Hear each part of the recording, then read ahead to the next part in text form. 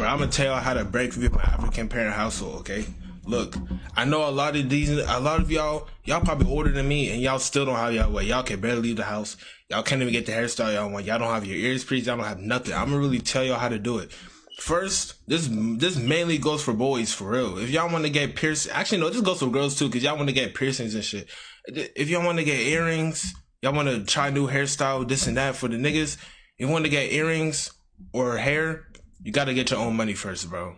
You gotta get your own money. Cause you gotta understand, if you depend on your parents to buy you some shit, there's really nothing you can do. Cause African parents already love having power, and they're very egotistical. So like, once they have power over you, there's really nothing you can do. So you gotta get your own money, right?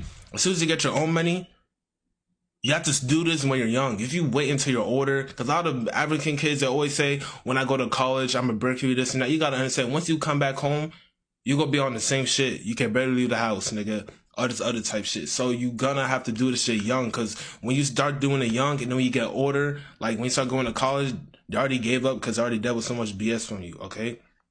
So if you a nigga and want to get your hair cut, you gotta do that shit when you're like 14, 15. That's when most boys want to start growing out their hair and shit.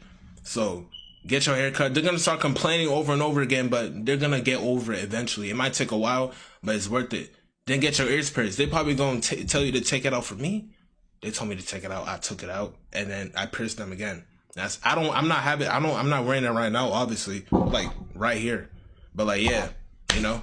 Then after that, this goes for men and boys. This like if you want to leave the house.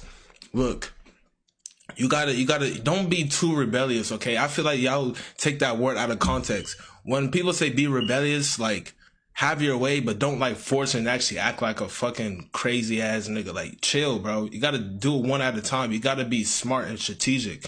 So when you want to leave, go out with your friends, right?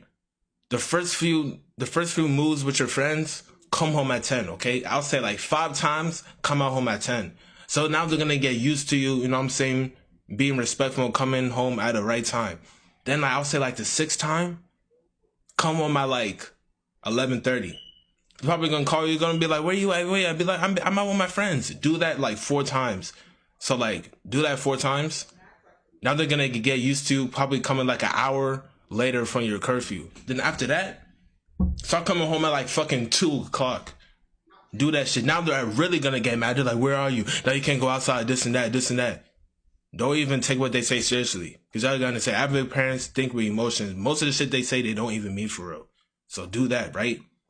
And then after that, they're gonna get used to it. Now you're outside every day. That's literally how you do it, bro. I swear. But you gotta do this shit when you're younger, though, bro. If you do this when you're like 20, 21, like, bro, you're cooked. I'm sorry. Unless you get your own place, or like your parents somehow just stop caring. Other than that, you're cooked, bro. That's literally the way to cheat African parents. That's literally how you do it, bro.